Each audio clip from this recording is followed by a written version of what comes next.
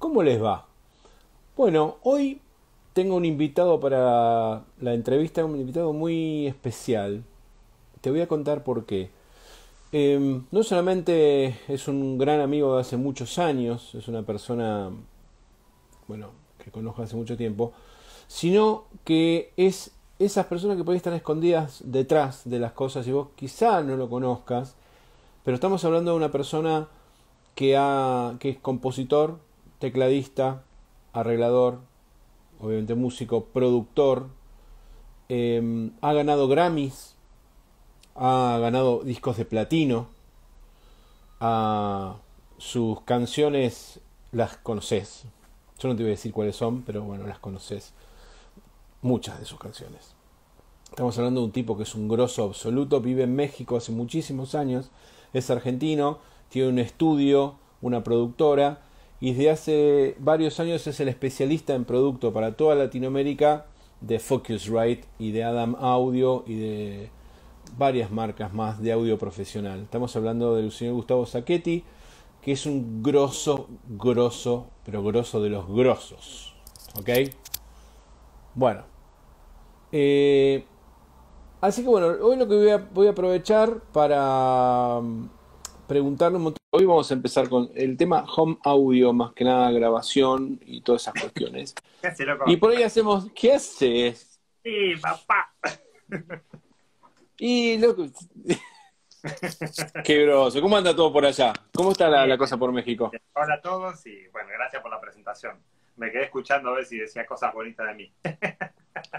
Sí, no, lo que no anuncié, por ejemplo, que eso lo quería dejar aquí para ver tu expresión facial, no anuncié que sos el ganador de la cinta azul de la popularidad. Me agarró, me agarró con el coronavirus y no te iba a buscar uno y te la hacía para darte la voz. No, totalmente. La cinta azul de la popularidad es fundamental, fundamental. Totalmente. Bueno, nada. Si querés contar un poco vos, yo no quiero meterme tampoco en terrenos que no, digamos, no me atañen ni me corresponden, pero bueno, yo no sé hasta qué punto vos querés mantener tu reserva compositiva o no. Yo, la verdad, que si fuera vos, estaría con carteles de neón por la calle. Mira, digo, una de las grandes cosas que he hecho fue haber hecho cantar un pájaro, así que. Claro. Bueno, este señor es el que compuso, entre otras cosas, por ejemplo, La Pachanga. No sé si Exacto, les sí, sí, suena. sí. Dame más tinto. Bueno, le ganaste un par de pesos con eso, ¿no? Sí, loco. Ah, bueno, bien. Sí, ha sido bueno, una carrera bien interesante desde los 90, del principio de los 90, con todo lo que Claro, hicimos con Vilma. Después, yo estuve 8 años con la banda, 4 discos. Ahí, bueno, estuve trabajando mucho como un tema bien interesante, que es como ghost producer, ¿no? Como productor fantasma para muchos artistas, que sos productor que no estás en las nóminas, pero sí, o sea, no estás en la nómina visible de las compañías, pero sí estás trabajando por detrás y creando mucha música y pues claro. haciendo artistas, ¿no? Pues así llegué a trabajar con Alejandro Sanz, donde hice 2 discos, que fue No es lo mismo y El tren de los momentos como coproductor, que los discos se hicieron básicamente en casa, en el estudio. O sea, la parte compositiva, después por Claro. supuesto que se grabó en estudios y todo el show. Después, bueno, construí el estudio que conociste, Sí, total. que Ahí, es les cuento a los chicos que Gus vive en Cancún. ¿Eh? horrible. Horrible lugar de mierda. Cuando estuve en Cancún la última vez que estaba de gira, fui a conocer el estudio de Gus y una cosa increíble. El estudio es la NASA. Sí, bueno, ese ya no lo Encima, tengo más, ya pasó la historia. Pero ahí conocí a Cory Roney, por una casualidad de la vida, y a Chris Antip, Cory Roney, productor de Michael Jackson, de Rihanna, de Marc Anthony, Jennifer López, bueno, una cantidad de artistas impresionante, y a Chris Antip, que son los que hicieron a 50 Cent, Ciara, Eminem, bueno, tuve la oportunidad de trabajar con ellos para un track con Thalía, y después de eso entré a trabajar bueno, hice varios trabajos independientes, los cuales hemos trabajado juntos, que he tenido su gran colaboración. Y después de eso entré a trabajar con Focusrite hace 2 años ya. primero fue como que me invitaron a una charla, empezamos con la charla y empecé a viajar por Latinoamérica y después soy muy curioso, entonces, che, mira, podríamos hacer esto, esto, lo otro, y pues me terminó invitando la compañía a ser parte del plantel. Y hoy trabajo básicamente, soy el especialista de producto para Focusrite Innovation y Adam Audio. Y aparte soy el coordinador de marketing para toda Latinoamérica. Hago, digamos, esas dos funciones porque fue algo que pedí, porque yo les explicaba de que es muy importante si íbamos a llegar a la gente, pues hay que hablar un idioma, ¿no? Y ese idioma, Claro. básicamente, por mi carrera yo tengo la posibilidad de entender cómo se charla en diferentes partes de Latinoamérica y cómo empatizar con la gente de toda esa parte. Entonces me dijeron, pues adelante, y bueno, nada, y vamos realmente muy, muy bien. Están las cosas, muy contento con los resultados, ¿no? Que estamos llevando. Y aparte es una Fantástico. marca increíble, ¿no? No hay No, mucho que ni hacer, hablar, ni hablar. Hola. Ni hablar. Ni hablar. Focus Audio a nivel audio es como hablar de Gibson o de PRS, qué sé yo, para que Sí, tengamos una más que idea. nada por su historia. ¿Sabes qué? Más que nada por su historia. Digo, mucha gente no conoce la historia de Focusrite, pero lo interesante es que Focusrite la creó Rupert Neve. O sea, y como dato interesante, Rupert Neve vivió su infancia en Argentina. Habla muy bien español. Ah, mira. Entonces, bueno, Rupert Neve fue básicamente quien creó la marca en el año 85 a pedido de Sir George Martin para Air Studios, que le pidió unos channel script para la consola y creó el famoso Elisa 110, que es hoy lo tenemos, digo, ya lo tengo por acá en una versión de cajita, que es esa que está por ahí atrás. Sí. Que es básicamente es un preamplificador grandioso, es impresionante lo que hace y hasta el día de hoy conserva la topografía que hizo Rupert Neve para ese preamplificador, ¿no?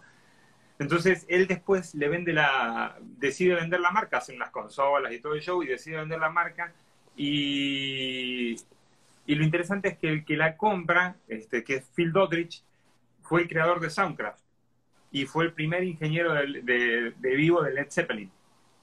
Entonces Ah, vende mira. Soundcraft al grupo Harman y él adquiere Focusrite y a partir de ahí pues empezó con Focusrite y después hicieron Novation, que fue la marca de teclas, y hacia junio del año pasado adquirimos Adam Audio y pues a fin del año pasado Martin Audio para vivo, ¿no? Qué groso, ¿no? Tremendo. Tremendo toda Así la que, historia. Bueno, mira, a mí me gustaría meterme de lleno ya en el tema del home studio y me gustaría bajar un poquito de los Grammys y de los discos de platino, bajar a tierra a los chicos que ahora están encerrados en su casa en cuarentena y quieren grabar y quieren empezar a armar el tema del home studio. Hay mucha consulta con respecto a cómo armar algo, empezando con algo económico pero que suene bien. Por ejemplo, qué placa de sí, audio, qué software, qué compu básica, qué te conviene, Windows 7, te conviene, qué sé yo, o sea, tirame unos tips como para arrancar por ahí. sí, eso, mira, es un tema bien interesante lo que estás hablando porque una de las cosas que pasa mucho y o sea, le pasa yo creo que a todos los músicos, y vos me vas a entender de lo que hablo, es que uno por ahí ve lugares con muchos aparatos y dice, wow, la música que debe hacer este tipo con todo lo que tiene, ¿no? Pues mis mejores momentos de composición son, en este momento digo, yo estoy en casa porque no podemos salir, pero es cuando viajo, y cuando Claro, viajo estoy con mi portátil y una interfaz de audio. Y todo lo que está acá adentro, pues sí lo tengo y acá también estoy haciendo otra cosa, entonces tengo como los tiempos diferentes, ¿no? Y en realidad yo creo que lo primero que tenés que tener es creatividad. Y de la mano de la creatividad viene todo, ¿no? Que viene el resto. Yo, por ejemplo, viajo con esta interfaz que es una maravilla, que es la 2 y 2 de Focusrite.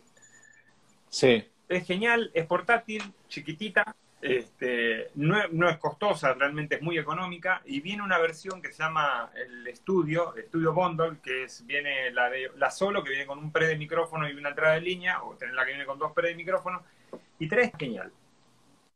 O sea, que lo están usando para hacer doblajes para películas de Netflix y todo, en todos lados, en Brasil, en todos lados. X Factor, La Voz, están usando en esto, Operación Triunfo en España, qué sé yo, lo están usando para Bien. grabar, porque como no pueden hacer los programas en vivo, los chicos están usando este kit. Y está genial, suena súper bien, la verdad que suena muy, muy bien y es muy accesible. Digo, yo no le vengo a vender nada, cada quien tiene lo que tiene y compra lo que quiere, ¿no?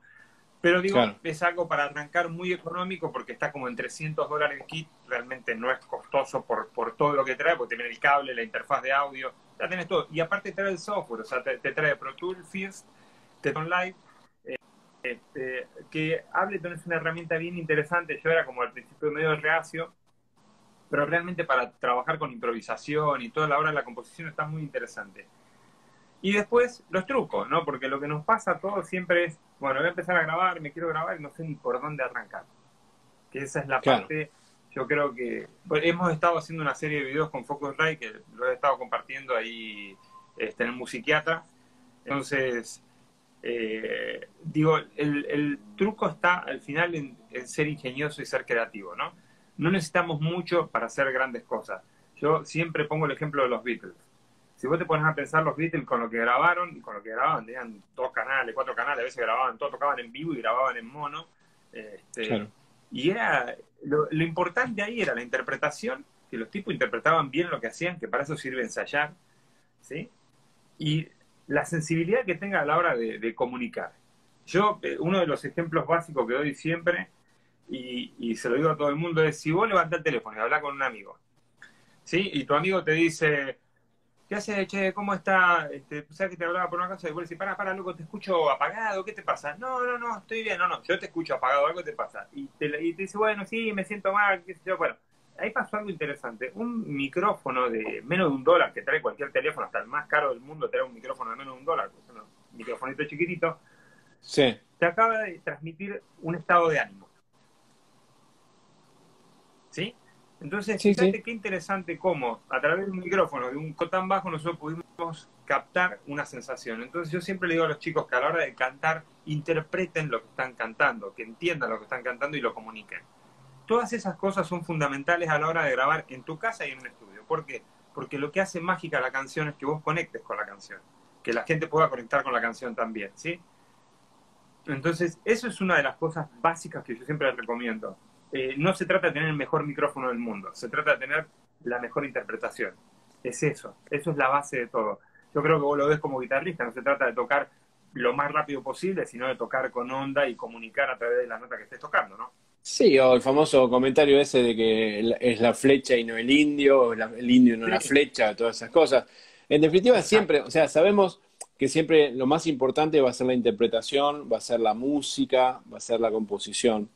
El tema está que, como pasa también con el tema de cuando hablamos de equipamiento, es una etapa que yo doy como por sentada. O sea, estamos hablando de que, bueno, ok, tenés la canción, tenés el artista, ¿no es cierto? Tenés esto Sí. más o menos formado. Ok, ¿cómo lo plasmas ahora en grabación en tu casa de la manera que se transmita lo mejor posible? Y cómo evitar, que por eso necesito que vos nos cuentes, cómo evitar caer en el círculo vicioso de creer que billetera mata falta de talento. O sea, compro un micrófono más Total. caro, ¿entendés? Compro un micrófono más caro y la placa más cara porque no se me cae una puta idea. Ok, las ideas las tengo, ponele. ¿Cuál sería un kit? Recién mostraste un kit básico para arrancar. Ok. Eh, ¿Cómo serían los pasos específicamente con el tema del monitoreo? Por ejemplo, hay mucha gente que compra placas caras y micrófonos caros, pero si monitorea con auriculares que no están buenos, o monitores de PC, o cosas así que te cambian totalmente el foco de la cuestión. Sí, ahí hay algo interesante también que es el tema de no usen esos auriculares con megabass. Por favor, se los pido, no lo usen. De comprar, una de las reglas es, si tenés un cuarto pequeño y normalmente los cuartos no están acustizados, porque nadie, es lo último que hace la gente acustizar un cuarto, Claro, bocinas pequeñas. O sea, usar bocinas pequeñas. ¿Por qué? Porque las bocinas grandes generan más ondas dentro del cuarto y lo que va a pasar es que va a tener un montón de ondas estacionarias y de rebote. Y vos escuchás en tu cuarto, los graba así que van a patear con todo, así, wow, ¿cómo suena esto? Y después salís al coche y o te lo pones en los auriculares y suena chiquitita la canción. claro. Porque lo que estás pasando en realidad vos estás escuchando una irrealidad, que es la reproducción de tus bocinas dentro de tu cuarto. ¿Sí? Entonces, yo recomiendo tratar de conseguir unos auriculares medianamente buenos, este, Ah, bueno, el kit este ¿Tenés trae sus algo, auriculares también, que están muy buenos para por eso, grabar algo directamente. para recomendar, algún modelo en particular para recomendar, por ejemplo? Mira, el kit este trae, digo, ahora los tengo abajo, pero el kit este viene con sus auriculares, que son onda los Sony, los 75, estos 7605. 0, Son, son, 7605, sí. son- bueno, son esa onda, están muy buenos, digo, no, digo, resuelven un montón para grabar, todo, yo los uso mucho. Y normalmente cuando trabajo de noche, yo uso estos que son los Adam, que me encantan, suenan súper, súper bien para mezcla, todo. Lo que tienen de interesante estos auriculares, que a mí me gustan mucho, digo, no sé si llega a ver, pero ahí dentro tiene una placa y tiene un corte como de diamante en realidad. Entonces lo que hace es que la bocina no te está dando directamente al oído, sino está actuando como si estuvieras en un cuarto. ¿Sí?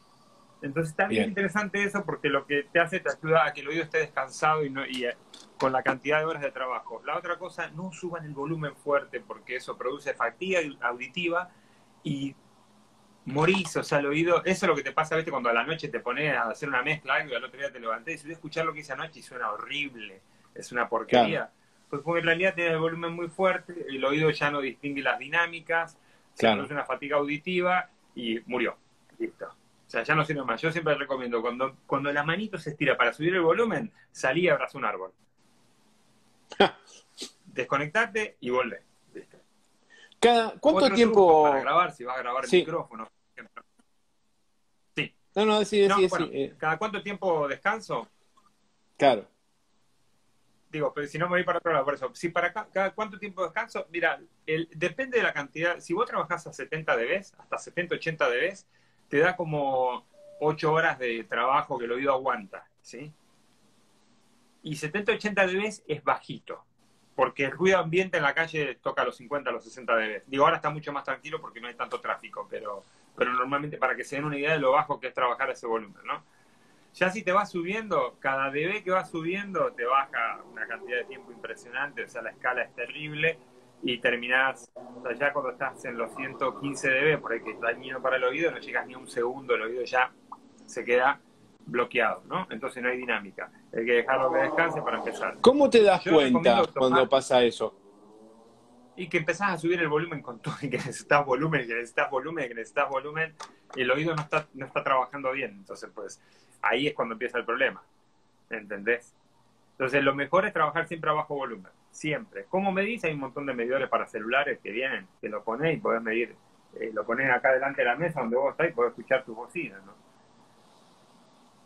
Este, Bien, después, para grabar, para los vocalistas que quieran grabar, gente que se quiera grabar cantando, normalmente todos, y esto lo enseño siempre porque es un truco que me encanta, existe desde los años 60, desde los años 60 que se usa, que es bien interesante. O sea, mucha gente se compra los micrófonos y se compran la media esta, el pop filter, que realmente yo les voy a decir no sirve para nada. O sea, ese pop filter no cumple la función que debería de cumplir realmente. Sí, lo único que hace es cubrir el escupitajo, nada más, por decirlo así. O sea, hablando mal y pronto, ¿no? Pero realmente no trabaja muy bien a la hora del aire porque para eso necesitas un buen pop filter y ya estamos hablando de un promedio de $150, una cosa así. Que no los vamos a poner porque no es mucho dinero para un pop filter, ¿no? Entonces, hay un truco que es muy bueno, vos tenés tu micrófono. Entonces, los micrófonos que usás para cantar no han de diafragma grande, ¿sí? claro.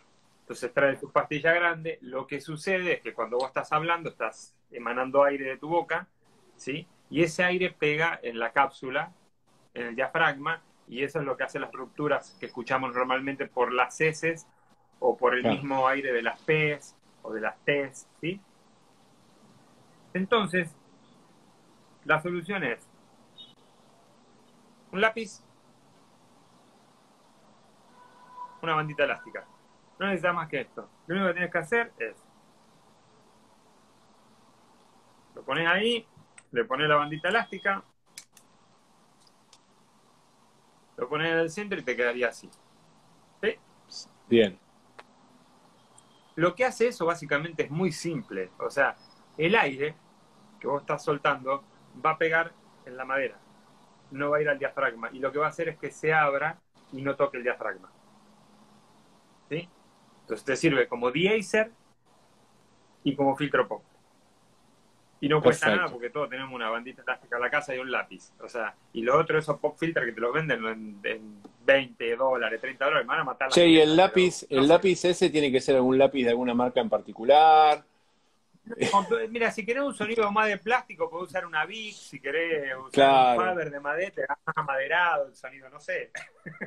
claro, total, O total. sea, le pones un lapicito y te va a servir. Lo que va a hacer es que el aire va a pegar y se va a abrir y no va a tocar el Total. diafragma, ¿no? Qué bárbaro. La otra es Bueno, usarlo a quiero. unos 15 20 centímetros, ¿no? Claro, sí, por ahí perdés el efecto de proximidad un poquito y Y se algo va. importante, gente, la acústica. La acústica es importantísima y yo sé que, o sea, no hay, por ahí no hay guita para pagar acondicionamientos acústicos y todo eso, pero sí hay trucos para grabar, ¿sí? A ver, O sea, pasa digo, eso. si tenés un closet de esto, un placar, Sí, que se abren las puertas así, que se abren así las puertas, ¿no? Que vos tenés el closet y se abre la puerta así, sí, ¿no?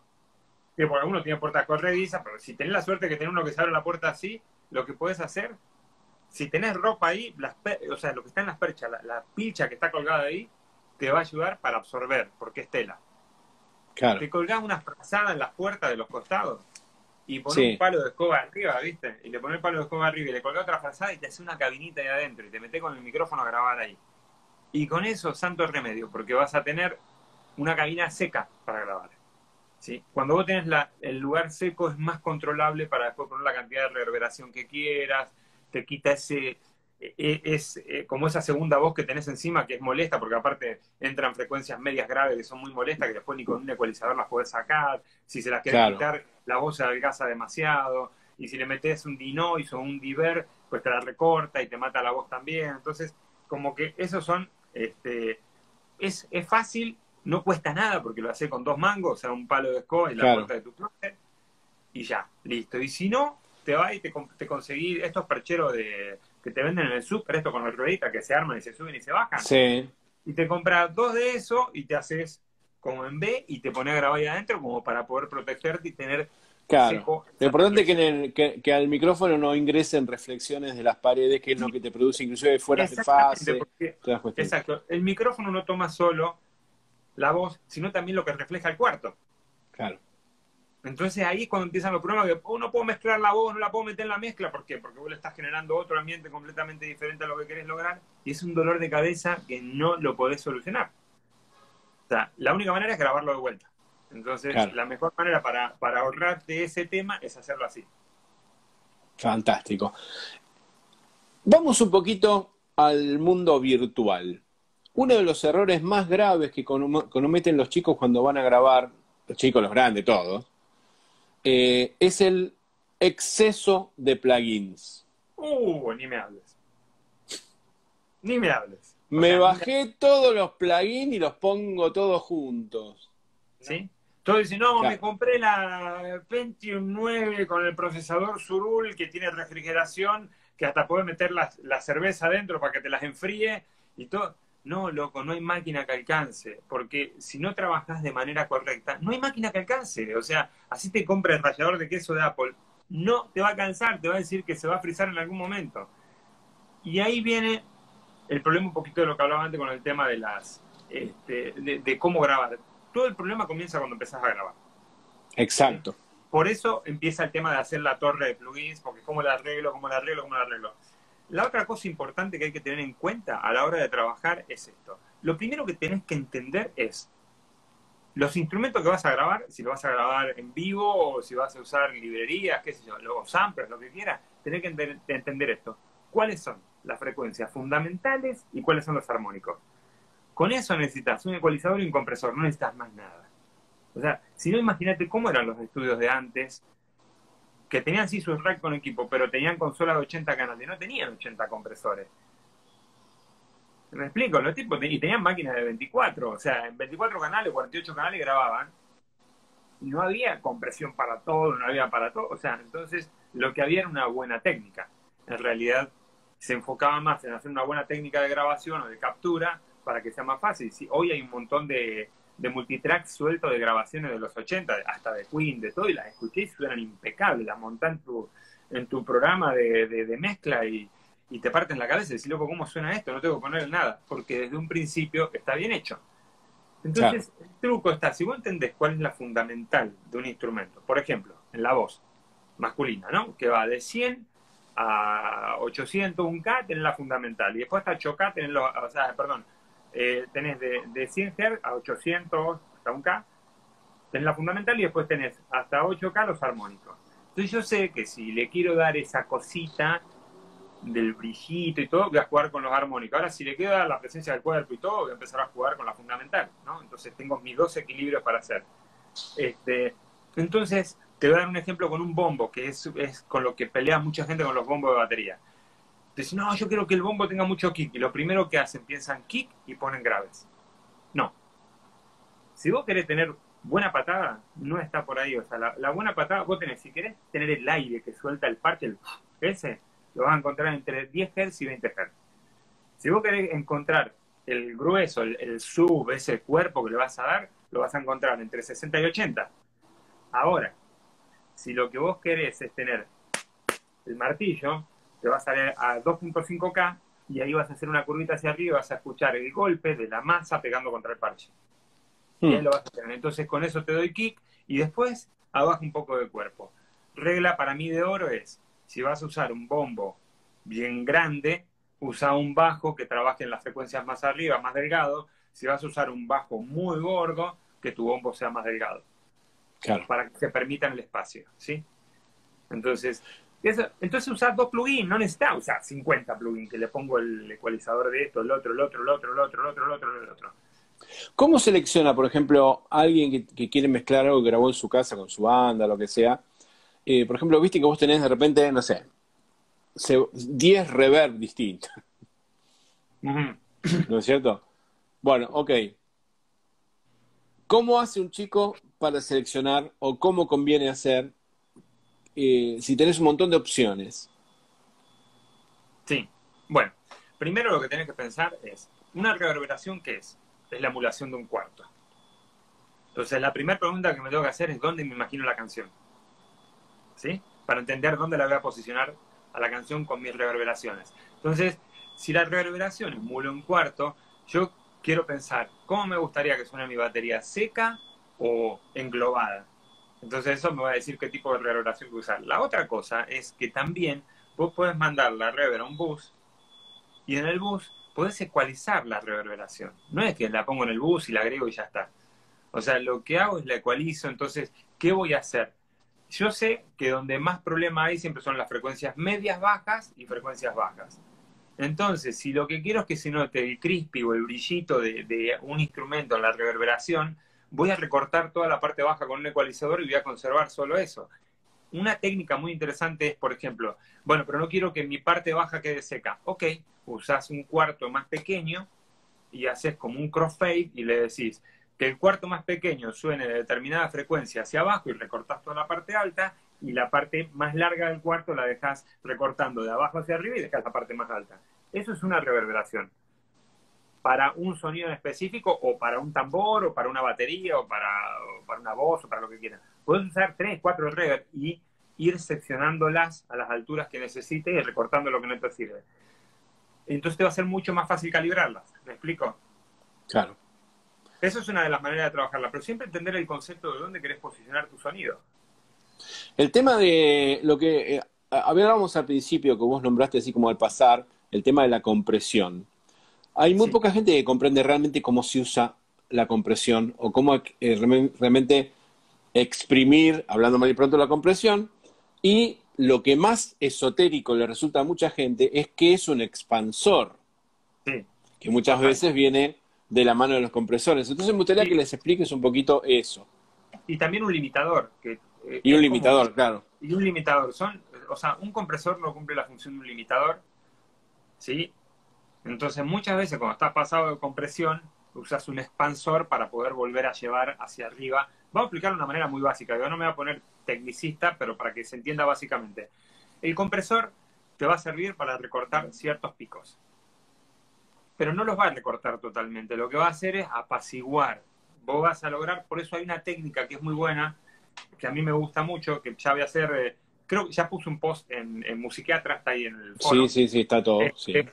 eh, que está bien interesante, que es compresión por etapas. ¿Sí? La compresión por etapas es bien interesante, porque vos lo que puedes hacer, lo más clásico que nos pasa a todos, o sea, vas a grabar una voz, entonces el que canta, pues no tiene muy bien el manejo del aire, del micrófono, de las dinámicas, entonces pues después vos ves la forma de onda y es como, ¿viste? Es como una montaña rusa, de golpe lo ve por allá arriba, de golpe baja, y está cantando muy acá abajo y de golpe sube, y entonces voy a decir, puta, le voy a meter un compresor, me meto el compresor, y cuando meto el compresor, busco el preset voz masculina. No, primero no hagan eso porque no sirve para nada, porque ese preset estuvo hecho para un ejemplo en específico. O sea, acá la compresión se hace a medida. Si la querés usar como una muestra para entender por dónde arrancar, buenísimo, pero no pongas un preset y lo dejes ahí porque no sirve. Claro. O sea, realmente no sirve. Entonces lo que hay que hacer ahí, vos podés decirlo, por ejemplo, con el primer compresor le vas a decir que corte el pico más alto. Un compresor puede ser un óptico, digo, ahí de Waves, tenés el R-compresor de Renaissance, ese le decís, lo pones en óptico, tiene como 3 botoncitos, y pones óptico, y es muy veloz, es un óptico muy veloz, digo, ahí es también interesante entender cómo funciona la electrónica de cada compresor, que es otra historia, pero básicamente un compresor óptico, para que se entienda, es una fotocelda que lee luz. La música entra, se prende en una lámpara dentro de una capsulita y la fotocelda lee y comprime. Mientras más señal mando, más luz hay, entonces más compresión va a haber. Entonces lo que hago es cuidar ese pico primero. Y después puedo usar un LA3A o el CLA3A de Wave también y lo pongo como una segunda etapa. Lo que va a hacer eso es básicamente contenerme los picos más altos y que sea suave para después poder trabajar con un compresor, ¿sí? Para los que puedan, hay varios compresores, está el de FabFilter, no soy muy fan de ese, pero FabFilter tiene, bueno, Logic trae, los compresores traen un lector que te pone o el búmetro o te pone la onda pasando y cómo va comprimiendo, ¿no? Y eso está genial porque te enseña, la compresión es algo muy místico, muy subliminal hasta que educas tu oído, ¿no? Entonces, yo te puedo decir, escuché esta compresión, y me decís, sí, la escucho, qué buena que quede, y capaz que ni está comprimiendo, está en bypass. Pero uno por no quedar mal te dice sí, pero es muy sutil la compresión. Entonces, es una cuestión que tenés que educar tu oído para eso. Entonces, está bueno esos compresores porque vos empezás a entender cómo comprime sutilmente. Porque el error que se comete mucho es que se ponen compresiones muy potentes y terminan matando y achatando la señal. Entonces después tenés que usar el expansor. El expansor lo que va a hacer es recuperar eso que mataste como pueda, porque tampoco es un milagro, pero es como volver a reconstruir esas señales demasiado aplastadas para volver a llevarlas hacia arriba, ¿no? Las transientes, todo elevarlas. Y el limitador es básicamente ahora sí un serrucho. Vos le decís, acá se terminó todo y eso aplasta, ¿sí? ¿Qué sucede en una compresión cuando pasás de 10 a 1? Ya cuando te pasaste de 10 a 1, ya estás en una limitación. ¿Sí? Que se pone, que normalmente los compresores dicen infinito después de 10 a 1. Pasaría a ser un limitador. Entonces, básicamente las 3 funciones serían, uno es para suavizar picos y emparejar un poco el toque y dar presencia. Si se dan cuenta, vos podés agarrar un compresor y lo ponés sin moverle ningún parámetro y el sonido es como que toma un poco de cuerpo, se eleva, ¿no? Entonces, básicamente eso te da esa posibilidad. Y entender algo. Si vos estás haciendo una compresión de, no sé, menos 3 dB, menos 4 dB, viene un botoncito que se llama Make Up, una perilla que se llama Make Up, que es para recuperar eso que quitaste y volver a elevar la señal, ponerla en su punto, pero ahora más cuidada, ¿no? Perfecto. Todo esto que estás contando es, en cierto sentido, es algo totalmente normal, lógico, y cualquier técnico, ingeniero de grabación o productor conoce, obviamente, porque es el ABC. Pero fíjate vos que te encontrás con una situación. Te encontrás con la situación de que la gente tiene acceso a herramientas y las usa y no sabe usarlas. Sí. Básicamente, lo que pasa con el audio hoy en día, con el home studio específicamente, es como si todo el mundo tuviese en su casa una clínica, porque vos te podés comprar todos los elementos médicos para operar de apendicitis en tu casa. Entonces te pones a operar de apendicitis a todos los vecinos. Total, no estudiaste medicina, pero igual, como tenés todas las herramientas, te pones a operar la Total, apendicitis vos. total, Claro, y total. se te mueren todos los pacientes. El tema Exacto. que pasa es eso, todo el mundo tiene acceso a las herramientas, pero muy poca gente las sabe usar, porque hay poco interés en estudiar cómo funcionan. Total. Como te sentás en la compu, empezás a apretar botones y empezás a usar los presets. Y eso hace que, en cierto sentido, el preset te haga sonar de arranque, como vos decías, sonás. Pero suenan todos igual, eh, no pueden pasar de un lugar determinado. Y entonces a mí me gustaría meternos ahora con la gente que realmente le interesa. ¿Ok? Que todos los que estamos acá viendo esto es gente que le interesa, evidentemente, si no estarían viendo otra cosa. Entonces, vamos a profundizar un poquito para ellos que les interesa, para que realmente puedan sacar algo provechoso de acá. Vamos a suponer que yo tengo que grabar específicamente un bajo. Ok. Grabar un bajo, a pesar de lo que parece, es bastante complicado. Muy. Muy complicado. Y es algo que generalmente le dan poca pelota, porque lo conectan directo y ya. Entonces, me Sí. gustaría que vos pases tips para grabar bien un bajo y que enseñes qué no hacer para que el bajo no se te vaya al carajo, por ejemplo. Bueno, para empezar, como todo, hay que mandar a calibrar el instrumento. Si vas a grabar, es religioso calibrar el instrumento y cambiar las cuerdas. Y si no hay para cambiar las cuerdas, como hacíamos en aquella época, en los 80, hervidas. Hervirla. No queda otra. Todo. Pero bueno, pero hacerlo, porque si no, todo eso influye en la presencia del sonido. El que la cuerda esté vieja, sucia, dañada con grasa, con la misma grasitud de las manos que es normal, hace que el sonido sea más opaco. ¿Sí? Entonces pues, tenemos un problema ahí. Si no está calibrado, pues mis notas no están bien puestas siempre en el lugar, entonces pierdo precisión. ¿Sí? Entonces necesito tener todo eso organizado para que cuando todo esté afinadito y funcione bien. Eso es el punto número uno. El punto número dos es pues entender si tenés un bajo pasivo, si tenés un bajo activo. El tema con las interfaces de audio es un tema bien delicado. Todas se ven iguales, ¿sí? Todas se ven iguales. Bueno, la vez es una cajita, las entradas, y yo, acá dice instrumento y yo meto mi instrumento y ya está. No. Pero pasa algo importante, tiene mucho que ver el tema o sea, de la cantidad, ahora sí, de rango dinámico que tenga la interfaz, que es lo que me va a permitir, sería como mi ancho de banda para captar, ¿no? Entonces, si yo tengo una interfaz que tiene un ancho de banda medianamente bueno, me va a permitir tener una mejor presencia. Si uso pedales o alguna historia, tener todo bien conectado y armar puede ser una compresión como para que esté sutil. Yo nunca recomiendo comprimir mucho. Y si puedes tener la posibilidad de tener dos líneas, salvar una línea de vida pura. ¿Sí? Digo, si tenés la posibilidad de invertirla en un pre, que eso es sagrado para todos, yo les recomiendo siempre, no compres un micrófono caro, comprate un buen pre y un micrófono de gama media te va a resolver, porque el micrófono de gama alta lo único que va a hacer es captar más los defectos, ¿entendés? Por eso eran para los estudios, porque agarran todo el ruido ambiente, todo. Y en este caso Claro. igual, si vos tenés un pre bueno, no sé, por ejemplo, el Lisa One tiene una entrada de como caja directa de DI, y vos entras y podés pasar por la circuitería o no, pero te da el sonido, te lo limpia y te le da ese cuerpo, ¿no? A la hora de grabar. Y si no tenés un cuarto preparado, no grabes con equipo.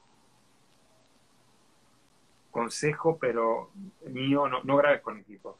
Si vas a grabar con equipo, ten un cuarto preparado, que esté medianamente acustizado, porque, o sea, el grave empieza a actuar como a los 2 metros y se arman unas frecuencias estacionarias que al final los micrófonos la van a terminar captando.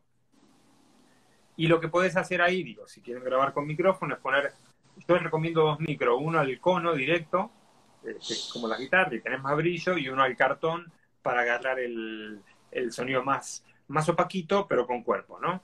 La otra cosa que se puede hacer, y ya tenés el espacio como para hacerlo, que también es otra de las cosas que me gusta hacer, es grabar con un equipo de guitarra también incluido. Que ahí va. El bajo. El bajo, o sea, vas a tu bajo y de la salida, viste que la salida de abajo tiene una salida de línea normalmente. Entonces vos pones una caja directa, una va a la interfaz de audio, línea pura, la línea que yo le llamo línea de vida, Segundo, usás... ¿Por qué? Porque si no te gustó el sonido, podés hacer un reamp, podés volver a pasar por el equipo, recualizar y sin volver a tocar todo de vuelta. Entonces mandas una al equipo, la segunda la vas a mandar al equipo de abajo, y los equipos de abajo normalmente entran en un line out. Entonces ahí se le va, el equipo de abajo le va a poner los micrófonos y te vas con un line out al equipo de guitarra. Al equipo de guitarra le pones distorsión, o sea, le pones la entrada al que distorsione, y el máster lo tenés controlado, pero vas a tener una distorsión podridita para el bajo. ¿Qué vas a hacer ahí después? Vos tenés 3 señales, ¿no? Tenés tu línea de vida, tenés tu línea de micrófono y tenés tu línea del equipo de guitarra de micrófono.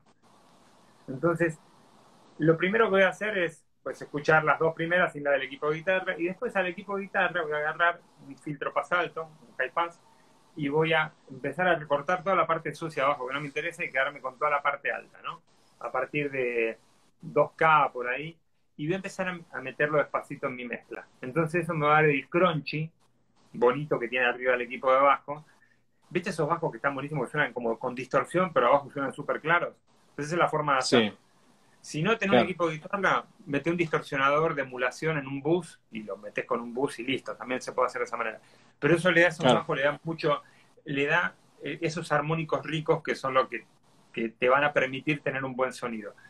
Pero sí es importante tener el instrumento cuidado y calibrado, para empezar, ¿no?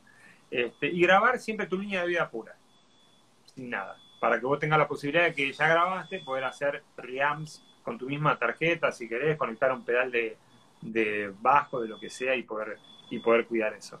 Pero si vas a grabar sin equipo y querés grabar por línea, yo siempre lo que recomiendo sí es tener por lo menos una señal bien clara que llegue a la interfaz de audio, ¿no? Bien. Vamos a suponer que vos tenés grabado todo. Tenés ya todos tus tracks, metiste la voz, bajo, guitarras. Vamos a mezclar. El approach a la mezcla. ¿Cómo arrancás mezclando algo? Estás en tu home studio, estás en tu casa, en tu compu, con tus auriculares, tranquilo, se fueron todos a dormir o no. Ok, imaginémonos la escena, no estás en un estudio pro, estás en tu casa. No está en tu casa. Ok, o de viaje, o estás de viaje o claro, en el avión. ¿cómo? Por eso, el tema de empezar a mezclar, vos tenés los tracks grabados y no tenés insertado ningún plugin. Sí, exacto. ¿Ok? Bueno, vamos a empezar a mezclar. ¿Cómo encarás la mezcla? Bueno, lo primero que hago es checar track por track. Me escucho uno por uno. ¿Para qué? Para escuchar si hay alguna impureza, ruido, de la púa, del equipo de guitarra que te mete noise, un palito que golpeó por ahí que no me sirve, ¿entendés? O esos del cantante, ¿entendés? Que vos no lo escuchás con la música, pero está ahí, que después molesta en la mezcla, porque todo ese noise de ambiente ocupa espacio. Entonces lo que hago, escucho track por track y empiezo a limpiar todo eso, tac, tac, tac, tac, y dejo purito lo que necesito, nada más.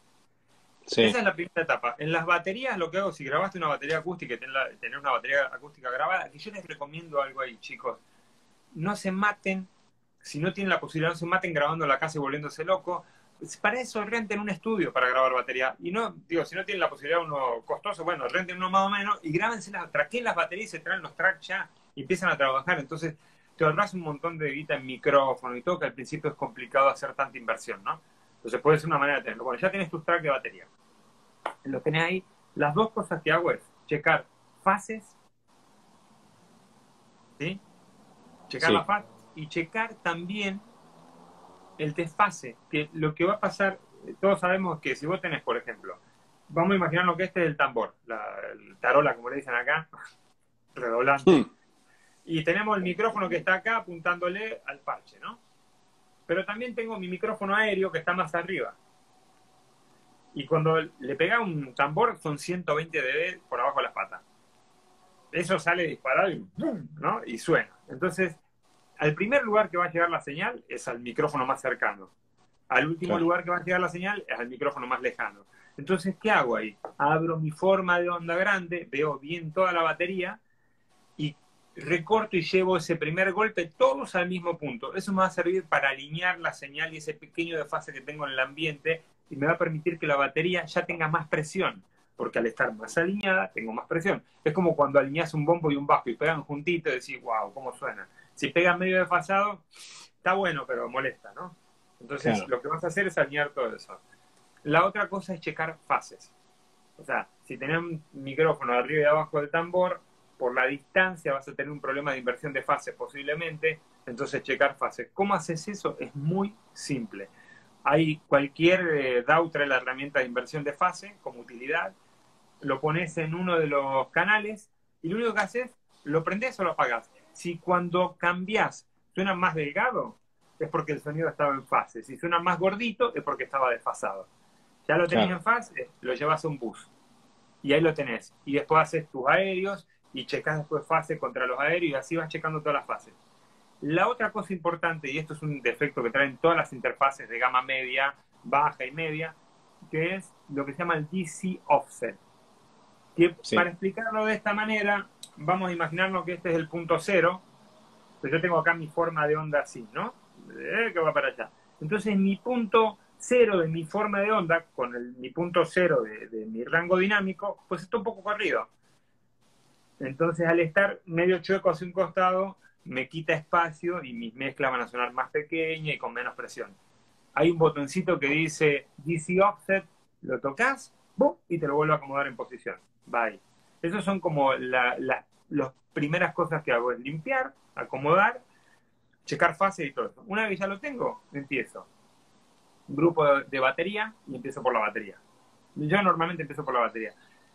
Lo primero que hago es calibro mis aéreos y mi cuarto. Es como la sensación de lo que me gustaría sonar, cómo va a sonar la envoltura, ¿no? Ya la tengo la bien. envoltura sonando bien y ya me la guardo ahí un costado. Y empiezo ahora sí, bombo, tambor, elijo qué es lo que quiero. Tengo claro de que si voy a usar un bajo muy gordo, mi bombo no va a ser tan pesado, sino va a tener más kick. Si tengo un bajo un poquito más grubero y no tiene cuerpo, pues mi bombo va a pesar más abajo. Entonces acomodo, voy acomodando todo, ya tengo mi mezcla, todo, y ya tengo como suena, y ahí y levanto ahora sí mis aéreos y mi cuarto, y empiezo a checar el englobado, como quiero. ¿Quiero más reverberación? Más aéreo, más cuarto. ¿Quiero menos reverberación? Me alejo y tomo el sonido más natural. Esto lo hago, ¿por qué? Porque trato de no usar tanto plugins, sino cuidar mucho el ambiente como se grabó la batería, si tenés la posibilidad de tener un lugar medianamente bueno para hacerlo. Si no, pues vas a usar emulaciones. Otra cosa, grabaste, ¿no te gusta el sonido? Hay un montón de librerías. Y esto lo han hecho muchos, ¿eh? Muchos. O sea, están grandes discos. No te hablo de que esto hoy lo hacemos porque tengo un home studio. No. El tema del trigueo de las baterías es muy normal y se usa normalmente para apoyar, no es para cambiar. Vos podés apoyar un sonido, si a lo mejor te gustó un tambor diferente, podrías apoyar ese sonido con un tambor diferente trigueado. ¿Sí? Bien. Y guardás siempre el cuarto, entonces el cuarto te engloba todo y suena como natural, ni te das cuenta. O sea, la mayoría de los temas poperos hoy que escuchás, que tienen buena movida y patea durísimo, están apoyados por máquinas. Claro. ¿Sí? Entonces, ahí está el truco. El que no te lo digan, bueno, o sea, el truco, ¿no? Pero eso está apoyado por máquinas para tener ese golpe firme y preciso, ¿no? El laburo de guitarras, Sí. de ubicar las guitarras, pero me quiero meter específicamente en ciertos lugares, no la guitarra normal, sino vamos a lo que es el metal, a las guitarras afinadas muy abajo. Ajá. Hay mucha gente, guitarra de 7 cuerdas, guitarra de 8 cuerdas, son temas que por ahí tocamos poco, entonces me gustaría hablarlo con vos. Acomodar un audio de guitarra en una mezcla de manera que se escuche lo que toca el guitarrista y que se escuche lo que toca el bajista, que es bastante Ujú. complicado en esos contextos. Sí, obvio, obvio. ¿Cómo lo Es- haces?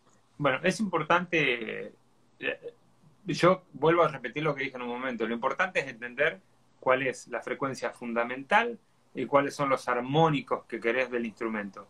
El resto lo podés apaciguar y recortar. Te doy un ejemplo, eh, de voz, guitarra, pianos, todos se encuentran, su fundamental juegan más o menos en el mismo lugar. ¿Sí? Están ahí como que jugando, se Claro, chocan. ¿Entendés? Todos juegan dentro de ese lugar. Entonces vos decís, puta, ¿cómo hago para acomodar todo eso? Pues en realidad, y esto es un gran problema de los tecladistas, por ejemplo, y perdón que abra un poco el juego a la hora de explicarlo, porque Sí, sí, sí, sí, quiero sí, que sí. se entienda también, porque es un problema de los tecladistas. Los tecladistas tienen esa cosa de que, no, escuchá mi teclado, qué cuerpo que tiene el pad, y meten la mano y ya no hay más lugar para nadie. Bye. Ah, querés tocar, mate una banda, ¿viste? Porque ya no Claro, tenés lugar sí, para sí. tocar. O sea, entonces, Claro, en realidad lo que hay que hacer es empezar con ecualizadores a recortar, ¿sí? Entonces vos tenés dos tipos de ecualización. Tenés la ecualización correctiva o la creativa. Entonces, ahora voy a empezar a usar una ecualización correctiva para tomar qué quiero de esa guitarra. O sea, qué quiero que se escuche de esa guitarra. Planteamiento, el peso. Ok, entonces voy a escuchar mi guitarra como un ecualizador con un lector de análisis. Yo siempre tengo un analizador de espectro a la salida, me gusta mucho, porque me permite leer el último detalle que si a lo mejor se me está escapando algo, pues ahí lo puedo ver, ¿no? Entonces, hoy la mayoría de los ecualizadores, aparte traen analizador de espectro, le meto el analizador de espectro, voy leyendo y uso eso. También puedo usar un ecualizador dinámico, que es una mezcla de ecualocompresor, ¿no? Entonces vos le digo a tal onda, a tal frecuencia, quiero que me la mates, ¿no? Que no es lo mismo que un ecualizador multibanda, porque el multibanda pues, trae unas curvas y ya están predeterminadas, y en un claro, ecualizador dinámico vos podrías jugar con frecuencias puntuales, ¿no? Entonces, bueno, claro. cuido eso y voy haciendo el espacio para cada lugar. Es importante entender, digo, y si les cuesta a la gente verlo, mi mejor manera de hacerlo es en un papelito dibujar lo que necesito y entender cuáles son los instrumentos y cómo dibujar las posiciones. Y eso me permite visualmente, es como cuando escribís la idea y te parece más clara, ¿no? Porque la estás soltando, que tenerla en la mente y tratar de acomodarla. Entonces vos visualmente decís, ah, pucha, si esto me ocupa de acá, entonces el bajo tengo que cuidarme de que no esté ahí, ¿sí? Fíjate que los Claro, el bombos tema de está. metal no son bombos muy así, son más... No, no, por eso. El tema está que ahí te quiero llegar. Vos como productor, por ahí no sé si te debe haber pasado, pero tenés que lidiar con los egos del botón de solo. Escuchar la guitarra en solo. Oh, yo quiero que la guitarra. Claro, pero esa guitarra la metés en la mezcla y no se escuchó nunca No, más. no, Entonces, mataste todo, claro, todo. ¿cómo lidias con ese tema de los músicos, los botones de solo, y yo quiero que se escuche más mi instrumento, y mi No, instrumento está yo te pisando el contara, instrumento al lado? si yo te contara las cosas que he visto, o sea, desde venir así con las manos atrás, viste, cuando ya sabes que se van a mandar una, che, ¿y cuál es mi canal? Viste, como te compraste un canal en la consola, viste. Claro, claro, No, claro. pues estás ahí y después ves que se acercan con el dedito así, viste, y lo tocan y se van. Y yo me río porque lo que hago lo dejo en la vuelta de efecto a la mierda y ya no funciona como tal, ¿no? Claro, Parece que sí, claro. pero lo que mira, yo siempre charlo cuando son las producciones y me ha tocado, o sea, me ha tocado correr músicos en las grabaciones y decirle, buenísimo, pero vas a tocar en vivo, no vas a tocar en el estudio. No, pero ¿cómo? Si yo soy parte de la banda, sí, pero no estás preparado para el estudio. Y es difícil que te digan eso, pero también hay que ser consciente. Yo lo que les explico es algo. Digo, punto número uno, lo que vas a aprender es que el tipo que va a tocar, que sabe más que vos, te va a enseñar algo. Y no te va a costar.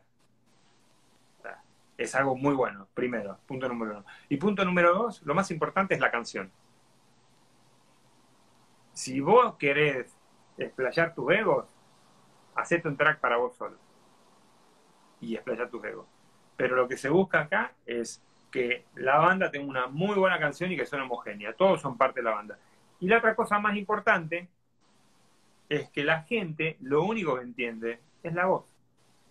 La gente cuando escucha la música, escucha el ruido y un tipo que está cantando, que dice algo. Si no te entiendo lo que decís, a la mierda, no lo escucho. Si te entiendo lo que decís, ok, lo escucho. Pero el resto es ruido. No, el tipo no te va a decir, escuchá qué buena la guitarra que tiene Ariel, que le hizo un luthier no sé cuánto y cómo suena, con las cuerdas tal y el pedal tal.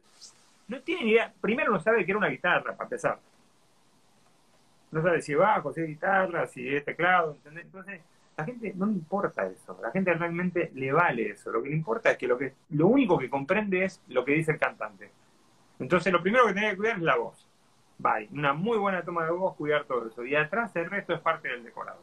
Si vas a hacer una canción que tenga beat, que sea más o menos así como bailable, por decirlo así, pues cuidarás muy bien la base también porque va a ser lo que va a empujar, ¿sí? Pero escuchar el funky, ¿no?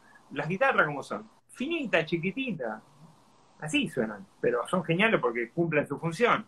En un tema de metal, es como si el tipo te dice, no, yo quiero que el bombo me suene así gigante, como los bombos de 28 pulgadas que tengo, y que Claro, piso con mi Borseguí de 400 kilos. No, güey, pero si lo pongo así, el bajo no suena y la guitarra menos. Entonces, ¿qué tengo que hacer? Es recortar. claro. La otra cosa es tener un buen rango dinámico como para poder hacer eso también, ¿no? O sea, son muchos factores los que hacen. Digo, me ha pasado que me han mandado mezclas para hacer 10 canales de guitarra con lo mismo. ¿Y para qué me manda esto? No, para que suene más grande. Ah, buenísimo. Y yo de esos 10, 9 los tiro a la mierda, ¿entendés? Me quedo con uno. Claro. Y después le digo, quedaron geniales los 10 canales. Bye. Ni le voy a explicar de que los otros 9 no servían para nada porque estaban tocando exactamente lo mismo y no aportaban. Es que ese ¿Entendés? es el tema, Gus, que muchas veces te topás con esa situación, de que el músico cuando graba, lo único que hace es escuchar su instrumento y no se da cuenta que sí, pones otro canal de guitarra y la guitarra suena más grande, pero automáticamente se comió a otra cosa. Por eso Exactamente. suena más Sí, grande, porque le sacaste lugar a otro. Entonces, exacto. es un tema complicado de manejar. Y los mejores músicos de estudio son precisamente los que saben lidiar con estas cuestiones. Sí, total, los tipos Y llegan y tocan los dos notas y son productores, felices, ya está. claro, y un buen productor lo que hace es llevar a una banda de la mano para lograr el mejor producto posible, la mejor grabación posible y ayudarlos a evitar estos problemas, precisamente que es lo que vos hacés y que estás contando, ¿no es cierto? Sí, sí, total. Eh, yo te voy a proponer algo, mira, acá Mr. Instagram nos está a punto de cortar, Sí. pero esto recién empieza. Yo no sé si vos tendrás media hora más, Sí, dale, vamos, enganchamos de nuevo. Entonces dale, vamos va, a sí, cortar acá y enganchamos en la segunda parte inmediatamente. vas.